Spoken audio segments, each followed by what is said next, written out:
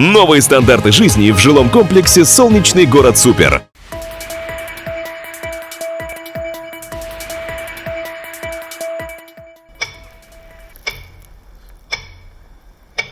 За эти секунды в памяти проносятся страшные дни блокады. Минута молчания у памятника в Дербышках. В Казанский поселок из Ленинграда был эвакуирован оптико-механический завод. Доставили тех, кого удалось вывести из блокадного города.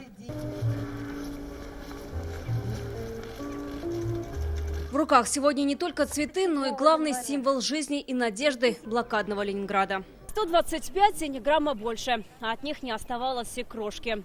О тех страшных днях сегодня напоминает и кусочек блокадного хлеба. Бабушка Марфа, дед Никита, они меня спасли. Фотографию бабушки Николай Карпенко бережно хранит. Ему было всего 6, когда вокруг Ленинграда сомкнулось кольцо блокады. Но в память маленького ребенка навсегда врезались трагические моменты, изменившие жизнь. Самое страшное, когда бабушка, которая половину своей пайки в 125 грамм отламывала и мне давала, она умерла 10 апреля. И мы с дедом хоронили ее на саночках. Везли по булыжнику. Татьяне Бондаренко было 4 года, когда она с мамой из города Пушкин бежали в Ленинград. В Ленинграде жила мамина сестра, и вот они там вместе жили.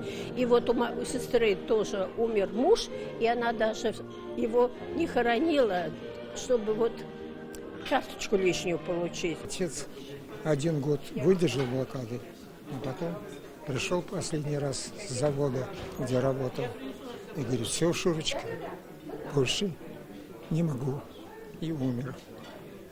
Есть не буду, все оставь детям. Эти 900 дней навсегда выбиты у каждого блокадника в сердце. Их в нашей республике сегодня 152 человека. Вероника Гайнудинова, Ренат Сафин, ТНВ, Казань.